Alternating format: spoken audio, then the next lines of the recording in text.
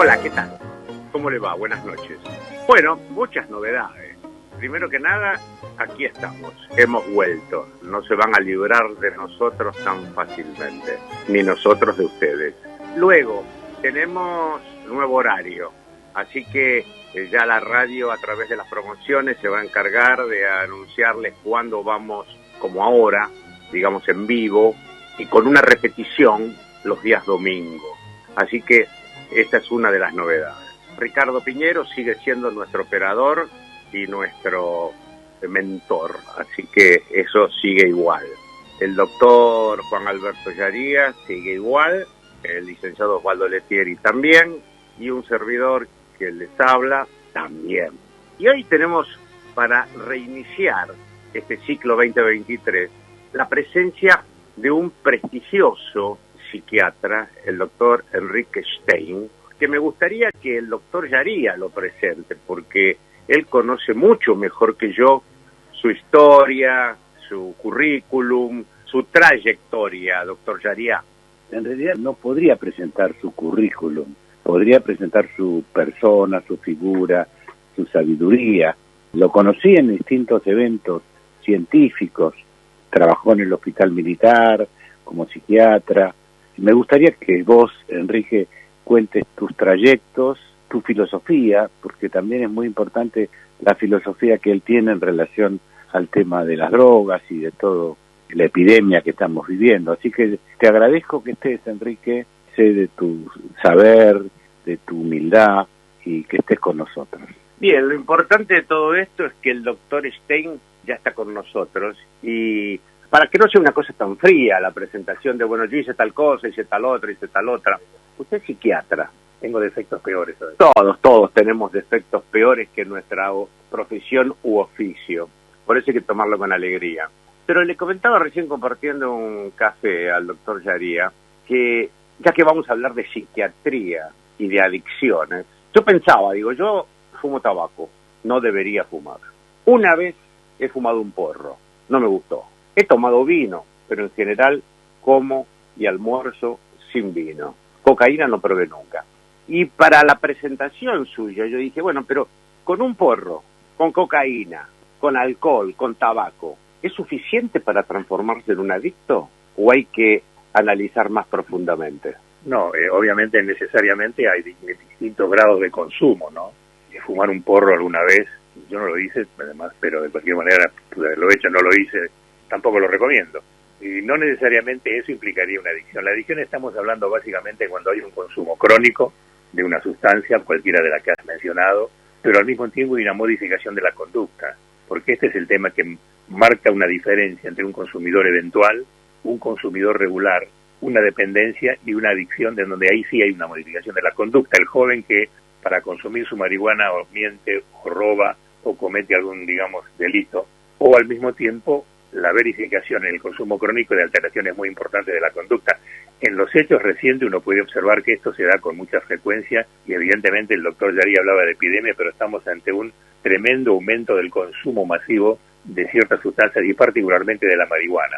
Y si uno trata de ponerlo en el contexto actual, me parece que es necesario evaluar en qué situaciones de la cotidianidad y de hechos serios y graves de este periodo uno pudo haber pensado que si bien la marihuana no es el único factor determinante de un fenómeno, puede explicar ser un favorecedor de conductas violentas agresivas, como ha ocurrido con el caso de estos muchachos, digo muchachos para no llamarlos rugbyers, que han cometido un hecho muy grave como es el asesinato, la muerte de un compañero, ¿no? Claro, ahora yo quiero bajar un poco más, quiero ir un escalón más abajo de lo que ustedes me están planteando, porque estos chicos que ahora están unos con cadena perpetua, otros con 15 años, que mataron a golpes a este chico que fue lamentablemente este show mediático de los mal llamados rugbyers, porque podían ser futbolistas, basquetbolistas o lo que fueren. ¿Qué fue lo que les incentivó la violencia? ¿Fue el alcohol? ¿Fue la droga? Porque yo conozco gente que toma alcohol y no termina las trompadas. Yo conozco gente que fuma porro y no termina las trompadas. ¿Qué hay en la profundidad de la mente que nos desinhibe de tal manera la droga, el porro o el alcohol? Hay 2 o 3 elementos fundamentales. Primero, el agente químico. El agente químico El cerebro no necesita la droga. La droga es una imposición social, con un neuromarketing de mucho dinero que lo está promocionando. Primera situación. Esa droga en un menor es letal. Y si ese menor está en un contexto como un boliche, con luces estroboscópicas que te hacen perder la conciencia, con músicas a todo volumen y en un aglomerado de gente, y con una oferta inconmensurable de drogas, como dice el jefe de los controladores nocturnos de los boliches, cuando se apaga la luz, desaparece el Estado.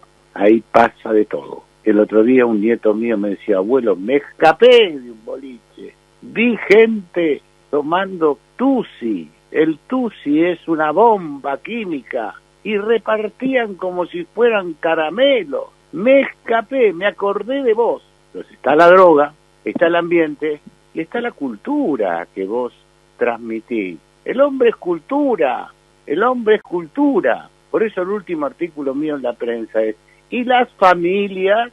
¿Qué pasó con las familias? Transmiten, porque la historia del hombre es la historia de las familias.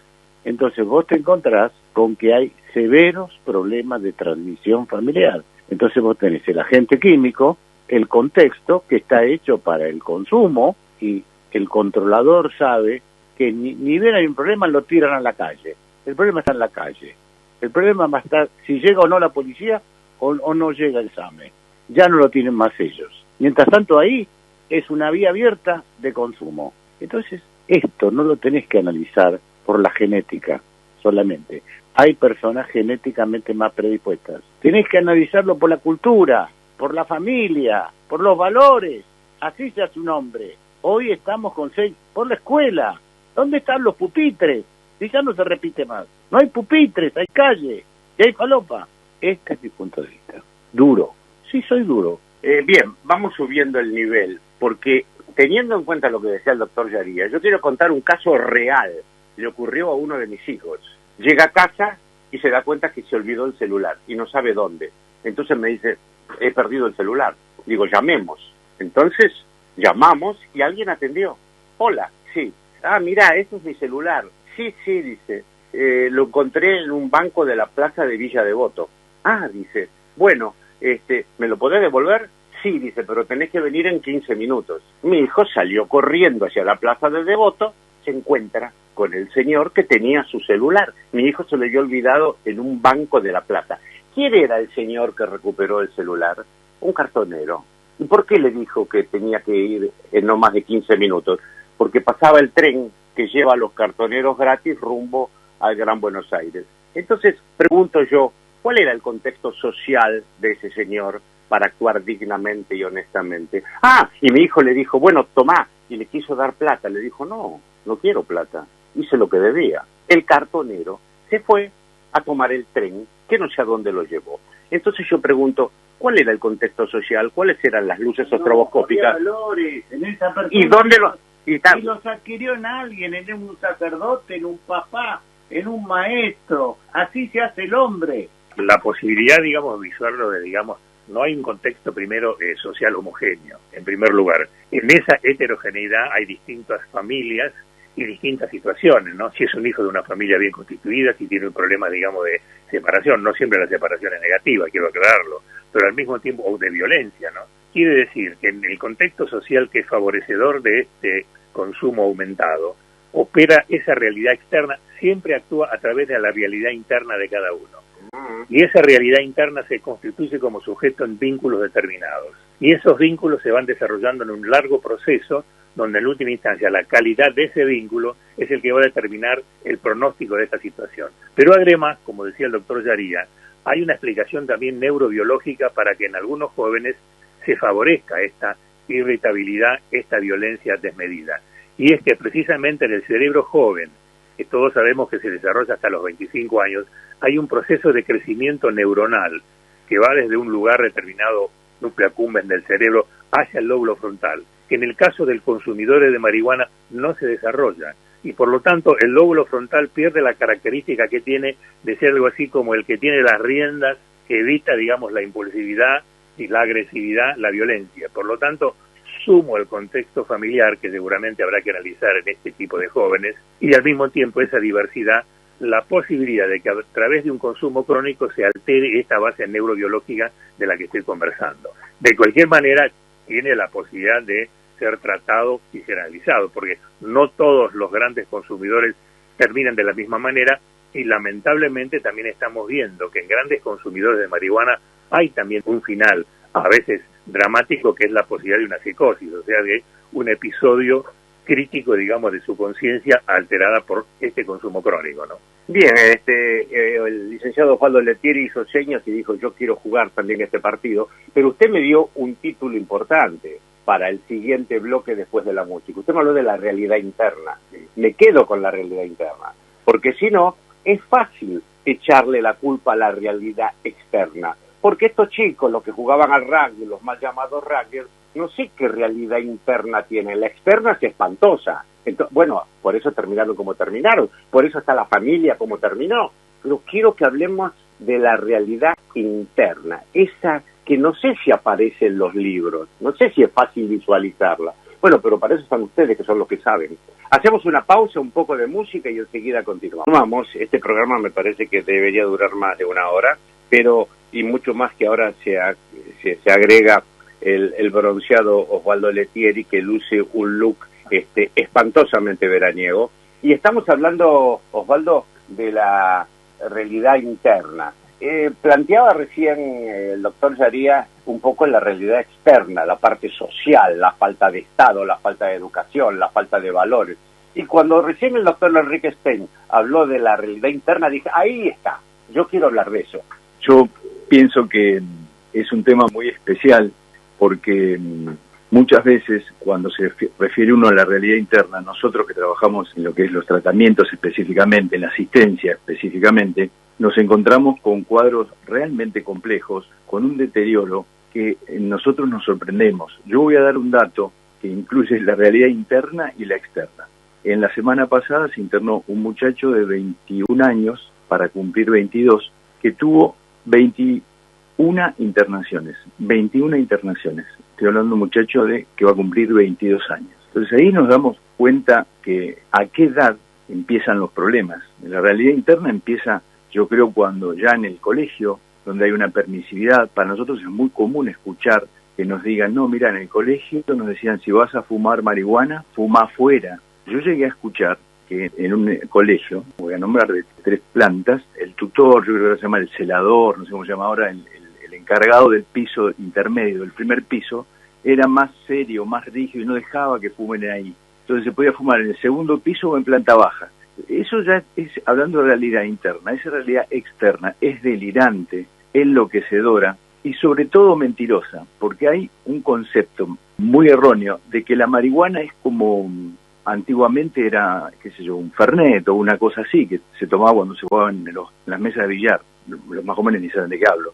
Y yo creo que estamos realmente en una pandemia, pero una pandemia tóxica. Sorprendentemente a la mañana escuché que hay un fiscal en una ciudad del interior que va al juzgado con chaleco antibalas. Es decir, está... Además han pedido, Osvaldo, que han pedido a una candidata a presidente que por favor habiliten un barrio para fiscales y jueces rodeado por el ejército y que acompañen a sus nietos y a sus hijos a los colegios. Ayer me llama una psicóloga, me dice, ¿tienen lugar para un chico de 15 años? Le digo, sí, pero fíjese que gente rara, fuma marihuana y quieren tratarlo. Entonces yo pienso, ¿a quién hay que tratar primero? A la psicóloga. A la psicóloga. Esto que hablaba Osvaldo, hay un neuromarketing que nos ha tomado la cabeza. Está bien. 15 años, lean psicología de la evolución, de la adolescencia, la edad de construcción de la personalidad. Está muy bien, doctor Yaría, pero vamos a otro tema, más chiquitito. Cuando yo vi, estando de vacaciones, que existía la posibilidad que los chicos pudieran pasar de año con 16 materias previas, yo me sonreí, dije, debe ser un error informativo. Escuela transmisora de valores. La sociedad le dice, Chesterton, el gran filósofo católico, dice, el primer estado es la familia. Sí, está bien, pero el Estado, que somos todos, la familia, los gobernantes, los militares, los sindicalistas. Es el Estado. Pero digo, con 16 materias previas no podés pasar de año. Dice, no, pero preferimos eso a la repitencia, porque si no se van del colegio. Bueno, que se vayan, pero si sale un médico o un bachiller o un perito mercantil con 16 materias previas y fue pasando de año, bueno, ese edificio está mal en la base, doctor Stein. Bueno, eso forma base de la complejidad que se refería el doctor Yaría, es decir, hay un lugar que tiene que ver con la educación básica en esto. Pero la pregunta es, vuelvo a lo interno. Yo creo que los seres humanos, como decía nuestro maestro Pillon, somos sujetos de necesidades, que solo se resuelven en relación con otros, que el ámbito familiar es el primer lugar en donde se establecen esos primeros vínculos. Y el problema importante es esas necesidades, cómo se van satisfaciendo. Entonces, en un ámbito hostil, en un ámbito, digamos así, de agresividad, en un ámbito de violencia, probablemente esos vínculos deterioren la propia conducta de los hijos que están en ese hogar, ¿no? Doy el caso, no sé si puedo, no voy a mencionar nombres, pero doy el caso de un joven, a los 16 años sus padres se separan, empieza a consumir marihuana con una plantita que él tiene. Primero la madre le objeta, pero luego la madre lo deja de objetar porque entiende que se tranquiliza con eso que está consumiendo. Pero ese muchacho llegó a los 27 años cuando me hacen una consulta a mí y establa ya con un brote psicótico donde creían que lo atacaban, el vecino le estaba rayando el auto, etcétera, etcétera. Un camino en ese caso desde el punto de vista del tratamiento, y eso coincidiríamos que no había ninguna posibilidad de avanzar con él en su tratamiento si no cortaba el consumo. Hubo una necesidad transitoria de una internación corta para cortar el consumo y atender, por supuesto, su brote psicótico. Está mejor, está trabajando, se incorporó a una institución. Quiero decir con esto de que muy determinante fue esa situación interna previa, pero eso fue a partir de los vínculos ya desde el nacimiento. Los vínculos no se constituyen en la escuela. Cuando llegan a la escuela ya vienen con una historia previa de su hogar, con determinados valores, como dice Yaría, como decimos todos. Y en segundo lugar, ya la escuela tiene el agravante de que existe una banalidad de la consideración del consumo y por lo tanto ya muchos maestros, no para juzgarlos, pero no saben tampoco qué hacer en esa situación. Y entonces o optan por una cosa represiva o lo echan, pero el problema es hacia dónde pueden orientar esa dificultad. Y la orientación tiene que ser, en primer lugar, para considerar de que la marihuana, entre otras cosas, tiene un efecto negativo, particularmente en ese desarrollo. Y entonces cuando se encuentra que ese chico deja de estudiar, no presta atención en la escuela, pierde, digamos, lugar, tiene que darse cuenta que ahí hay seguramente algo que está operando en su cerebro a partir de esta modificación neurobiológica que tiene que ver con esto que estamos diciendo. Hay una dificultad en el desarrollo de la frontalidad de ese joven que evita, digamos así, el rol del lóbulo frontal en su, digamos, control de la agresividad y la influencia y por lo tanto puede o no, según su contexto social, traducirse en la violencia mayor o menor, como ha ocurrido en el caso de estos jóvenes. Ahora, yo quiero retomar el tema que ustedes plantean, porque en definitiva yo los escucho y ustedes mismos me van dando preguntas. El doctor Yaría me habla de la importancia de la familia. ¿Cómo vamos a negar la importancia de la familia? Pero yo, por ejemplo, que soy un hombre de los medios, miro un canal de televisión que se la pasa a las 24 horas del día contando cómo los padres le pegan al chico, cómo los padres violan a la hija. Entonces digo, ¿de qué familia estamos hablando, doctor Yaría? La base de la vida social es la prohibición del incesto. Repitamos. La base de la vida social es la prohibición del incesto. Claude Lévi-Strauss, estudioso de todas las culturas de la humanidad. ¿Vos sabés lo que significa para nosotros beber la cicuta de cuando un paciente te cuenta que fue incestuosamente violentado por un familiar, mamá o papá? Esa marca es para toda la vida. Hay 3 momentos de la vida familiar. El momento antiguo, más patriarcal, el momento del amor romántico y el momento actual de una familia deconstruida, clonada, monoparental, homoparental, que tiene distintas dificultades de seguimiento. Esto estamos viviendo. ¿Quién promueve la familia? Cuando yo trabajaba en la época del doctor Atilio Álvarez y el doctor Heredia en el Ministerio de Desarrollo Social y Familia, se promovía la familia. ¿Quién habla de la familia en este país? Se habla del poliamor, se habla del individualismo. ¿Quién habla de los chicos? ¿Vos sabés el problema que tiene este país con los chicos abandonados? Nadie los quiere. Ninguna institución los quiere, porque además que caen un montón de gente que no conoce el tema y le dice a un chico de 15 años, ya te podés ir. Bueno, pero lo que pasa es que yo, por lo que estoy escuchando, hay familias con las cuales es preferible que los chicos no permanezcan. Está bien, pero te planteo el problema. Hay que promover la vida familiar.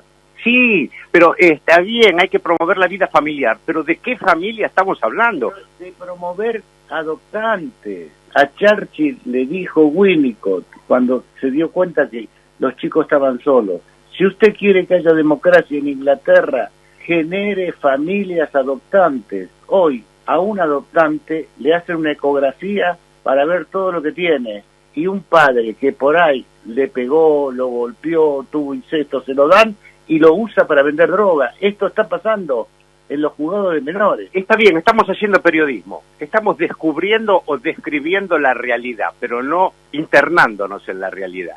Y me parece que si vamos a la realidad interna, no sé si es suficiente hablar de familia. Me parece que habría que hablar del hombre o de la mujer, del individuo, porque con la familia solo no me alcanza. Hay algunas familias que, por lo que ustedes mismos están describiendo, es preferible estar afuera y no adentro. Y son supuestamente familias. No, esa es otra pregunta, mi estimado Yaría. La familia es una adopción. Los antiguos, los romanos decían, el padre no es el que pone el semen, el padre es el que adopta, el padre es el que hace suyo al hijo. Necesitamos eso. No, bueno, pero está bien. Pero entonces la alternativa, ¿cuál es? El Estado. ¿Este Estado?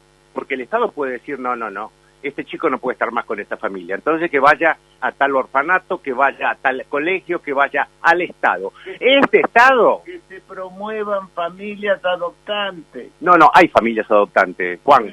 No. Hay que promoverlas. Hay que mostrar el problema. Pero el problema es el Estado. El Estado que justamente es la máquina de impedir para que los chicos puedan conseguir una familia. Pero cuidado, ¿qué familia? La pregunta, digamos, máxima está en qué Estado.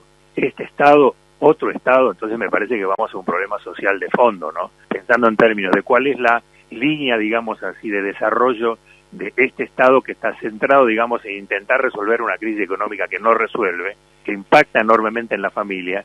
Y lo dicho de la familia tiene que ver que el ámbito constituyente de la subjetividad es en el grupo en general y particularmente en el grupo familiar. Puede haber otros grupos, pero tampoco se fomentan esos grupos productivos y se fomentan, por el contrario, aquellos grupos que tienen que ver con la competencia, con la individualidad, con el individualismo, y no se dan precisamente mensajes productivos, constructivos, donde el deporte pasa a ser un deporte, digamos, de convivencia, y no al mismo tiempo una tremenda, digamos, complementariedad negativa, no solamente en general, sino también en el uso de sustancias. Entonces, si oficialmente hoy se plantea la producción de cannabis a nivel masivo, que ya hay 14 provincias argentinas que lo están produciendo, y como sabemos a nivel de alguna provincia hasta el Estado mismo se hace cargo, evidentemente ese mensaje que se da a la gente y se le da a la familia es lo externo que actúa a través de una necesidad interna.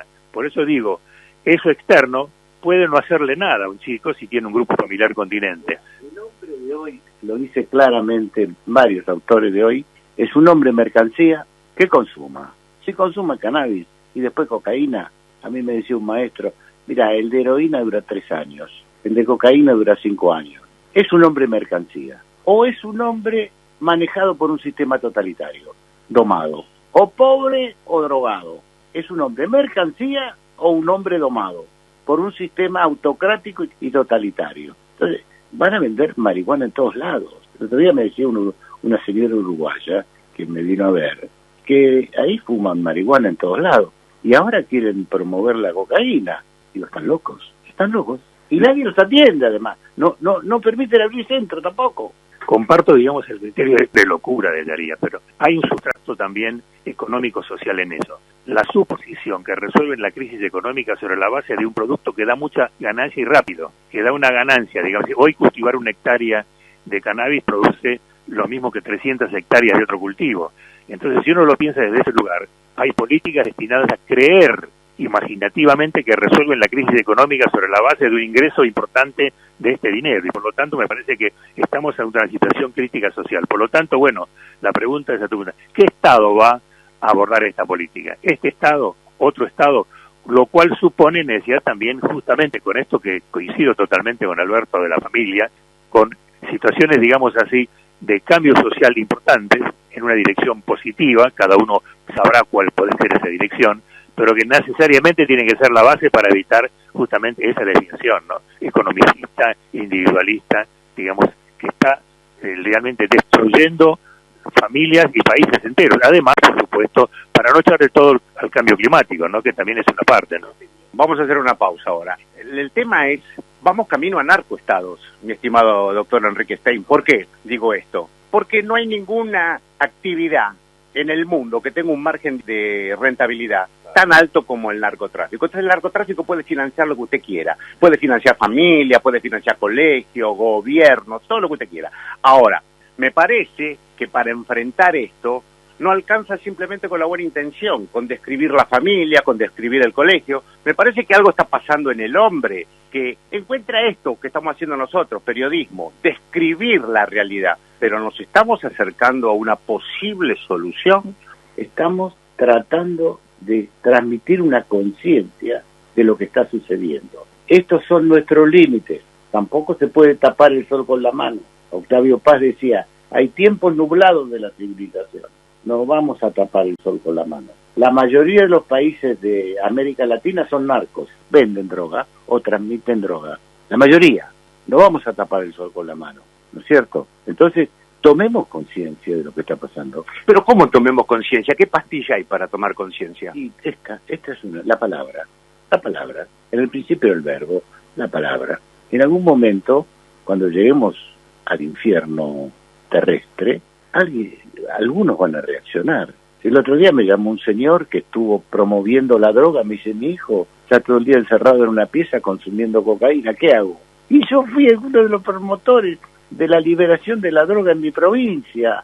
Es que todo vuelve, doctor Yaría. Todo vuelve, se cosecha lo que se siembra. Ahora, vamos a hacer una pausa, sí, porque hay que poner un poco de música.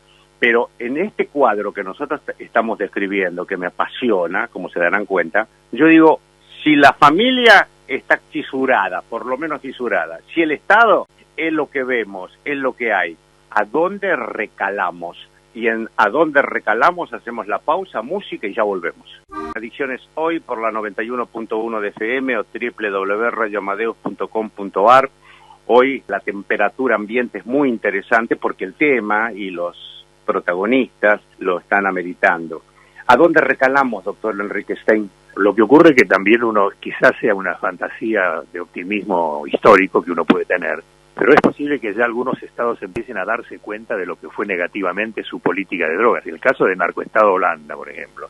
Yo no sé si esto es una información eventual o es una información modificada, pero da la impresión de que están empezando con, por ejemplo, han prohibido ahora la marihuana en el barrio rojo de Ámsterdam. Bueno, quienes estuvimos en Ámsterdam recordamos que en la puerta del coffee shop, yo no entré, pero en la puerta del coffee shop había japoneses, chinos, turcos, rusos, todo el mundo que venían a consumir marihuana al lugar donde estaba abiertamente. Ahora empezaron a prohibir algo, se están dando cuenta de que Rotterdam era el puerto de entrada que distribuía la droga por Europa. Bueno, uno puede pensar, porque se está afectando miles y miles de jóvenes y está afectando también la producción de esos países. De modo, cuando empiecen a ver que eso también es un problema de su propia economía, a lo mejor van a empezar a revisarlo, porque el daño es muy grande, está hecho y digamos, resolverlo va a llevar un tiempo largo, ¿no? Para que en América Latina la conciencia, digamos, de narcoprovincia recién se desarrolle, va a tardar un tiempo, ahora se está desarrollando la negativa. Sí, es lo que está pasando en Estados Unidos. En Estados Unidos liberaron todo, están casi todos los estados liberados. En Los Ángeles acaban de abrir un barrio donde hay 58.000 personas, Stardown, al lado de Beverly Hills, en donde van a morir. Esa es la otra alternativa, que se mueran. Genocidio social instaurado, que se mueran. Total, la inteligencia artificial va a llevar a que sobren muchos seres humanos. Bueno, pero acá ya estamos divagando en otros ambientes. Alguno puede estar planificando lo que vos decís. Si tengo inteligencia artificial, necesito menos gente, necesito menos viejos, entonces que consumen mucho y no producen. La gente está reaccionando a esto que está haciendo Los Ángeles, porque Los Ángeles y California, quinta economía del mundo en Estados Unidos, la gente está diciendo, pero están locos. Incluso hay una persona que escribió un libro que se llama San Francisco, era una persona progre que estaba a favor de la droga. Dice, pero yo estaba loco, mirá lo que es esto, gente tirada, muriéndose. Yo estaba loco cuando pensaba esto. Bueno, pero a mí me resulta gracioso escuchar a muchos hombres y mujeres, supuestamente progres, que me hablan de inclusión. Y entonces la inclusión es, en lugar de decir todos, decir todes. Y digo, no, pero esa no es la inclusión. Esa es una estupidez fenomenal, que me lo dicen muchos profesionales, psicólogos, psiquiatras, periodistas. Decimos todes. Y ya por eso quedo con mi conciencia tranquila, porque soy un tipo inclusivo. Yo diría que hay que hablar de un falso progresismo, ¿no? Progresismo es aquello que es beneficioso para la gente en términos generales, ¿no? Pero nadie puede hablar en nombre de una libertad para consumir como una forma de libertad, que no es libertad, al contrario. Se pasa a ser esclavo de una droga, en supuesto nombre de la libertad. Por lo tanto, coincido que todo este mecanismo de la palabra, la inclusión todes, cuando tenés un lugar que no tiene una escalera para los discapacitados, cuando tiene un lugar que no comparte otras cosas, la palabra todes no sirve para resolverlo. Pero insisto, hay un progresismo cierto que se puede ver en la historia, pero hay un falso progresismo utilizado hoy, me parece, para enmascarar una supuesta libertad, que en última instancia lleva a creer que resuelve el problema de la libertad en base a la libertad de todo, y en este caso es una libertad para consumir. Y yo me pregunto si aquel joven que se dice progresista en un sentido político va a poder actuar socialmente cuando esté consumiendo lo que está consumiendo y no va a poder ni siquiera salir a la calle. Lo estoy tomando metafóricamente. Eso tiene una lectura política también. Eso no se hace ni en Rusia ni en China, solamente en el occidente. ¿Por qué será? ¿Por qué será que no triunfa en Rusia ni en China? Anda en Rusia a hablar de la droga, de la marihuana, anda en China a hablar de todo eso. Pero sí en el occidente. Algo, estimado periodista, pasa, ¿no te parece? Pero estoy convencido que es así. Por eso nosotros tenemos acá supuestamente libertad, pero tenemos el relato. El relato te habla de que el Estado se hace cargo bueno, decime dónde está el Estado haciéndose cargo de la gente que tiene que recuperar adicciones si no estuviera Gradiva. ¿A dónde están las autorizaciones, de acuerdo con esta ley de salud mental, para habilitar nuevos lugares? Y resulta ser que cuando los habilitan naturalmente en los barrios, porque ya no dan más con los chicos, los allanan porque son ilegales. Entonces, esto es muy perverso, por lo menos así lo veo yo, como diría Guillermo Nimo. Hacemos una última pausa, un poquito de música y ya volvemos. Insisto, seguimos en la 91.1 de FM o www.radioamadeus.com.ar, en nuevo horario, ahora los jueves, con repetición los domingos. El licenciado Letieri, por lo visto, todavía no se ha recuperado totalmente de las vacaciones. Entonces, no, es que vos protagonizaste este programa. Está muy interesante como para escucharlo, pero me gustaría que opines. Bueno, en principio, escuchar a Yadira y escuchar al doctor es un lujo que nos ayuda a pensar. Yo trabajo en Gradiva en el área de asistencia y tenemos mucho trabajo. Eso ya es una señal de que las cosas no van bien, porque si la asistencia es lo que hoy preocupa, yo invitaría que no hay que ir muy lejos, con solo recorrer las guardias de los hospitales y las clínicas privadas de Capital, ni correrse mucho del microcentro, los que están, que conocemos todos, esas clínicas, uno va a la guardia por otro motivo y se encuentra sí o sí con 2 o 3 personas con problemas de intoxicación, con problemas de brote psicótico, con jóvenes, etcétera. En la guardia no saben qué hacer.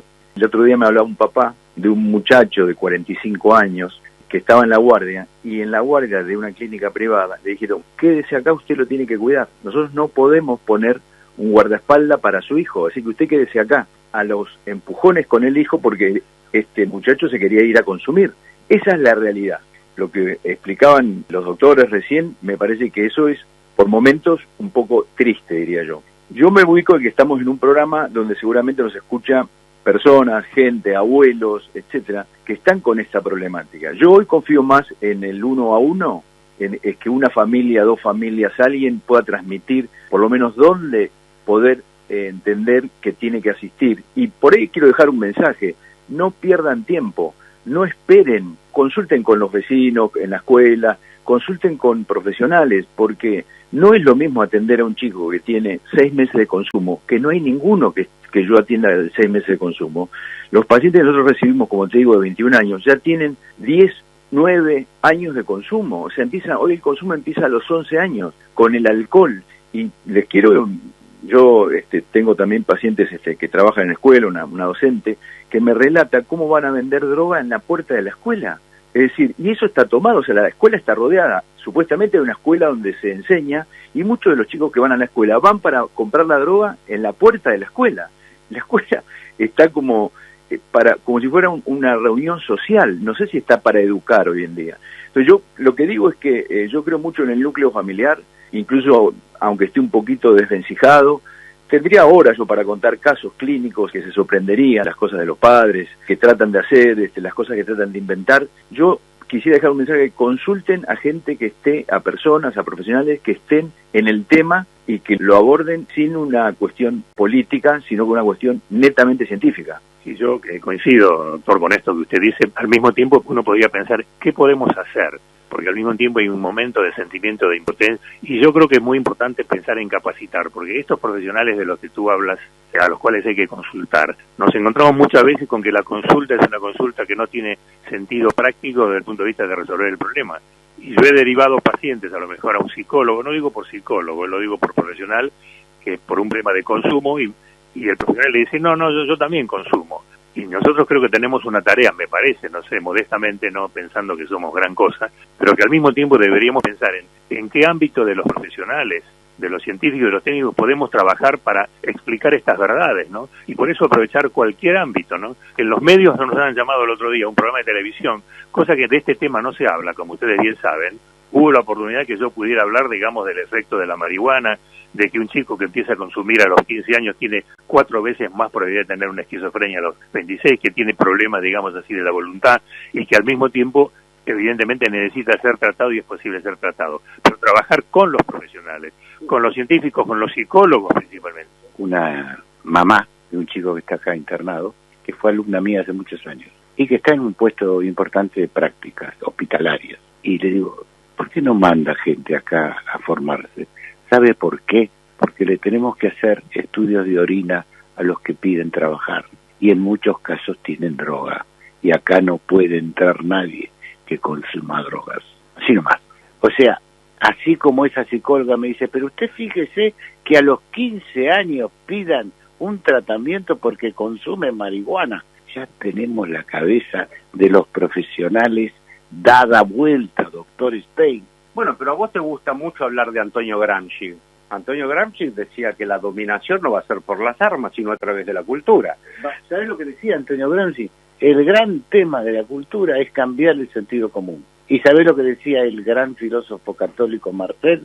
El gran tema de la sabiduría es el sentido común. Coincido. Ahora, ¿cuántos de ustedes que son hombres de experiencia y están en este tema desde hace muchos años han podido derivar a algún paciente a una guardia toxicológica de un hospital público? ¿En todos los hospitales públicos hay guardias toxicológicas? No en todos, pero hay, digamos, un alto nivel de frustración respecto de esa posibilidad, ¿no? Efectivamente, lo que decía aquí el colega es de que muchas veces no saben qué hacer. Está por ahí también el San Benito, digamos, de la ley de salud mental, que puede ejecutar a cualquiera que comete un pequeño error, ¿no? En este caso. Pero yo quiero hablar de una experiencia positiva. No sé si es porque lo hago desde un punto de vista personal, ¿no? Pero yo tuve oportunidad en 9 años, a partir de una convocatoria a mí como psiquiatra, de la Asociación de Psiquiatras, por parte, digamos así, del Ministerio de Defensa, en partir de que yo atiendo veteranos de Malvinas hace muchos años, y tuvimos oportunidad de presidir el Comité de Salud Mental de ese ámbito, y hemos conseguido una normativa que ya tiene 6 años de tolerancia cero al consumo de sustancias psicoactivas. Es un ámbito particular, donde la disciplina tiene que ver un sentido, pero al mismo tiempo logramos que no cualquiera pueda consumir, el que consume va a un tratamiento, vuelve del tratamiento, puede seguir, digamos, en su tarea.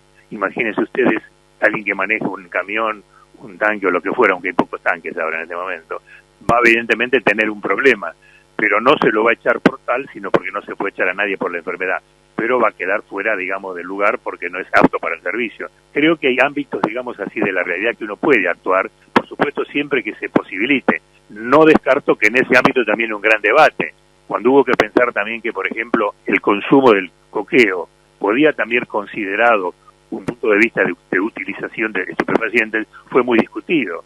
Pero sabemos, usted, doctor Zaría, lo debe saber, y ustedes también, vos, Zaría, no usted, pueden pensar de que eso puede ocultar el consumo, digamos, de la cocaína, pero ¿por qué alguien que está manejando un camión necesita utilizar digamos, masticar coca para estar bien y para estar en actividad.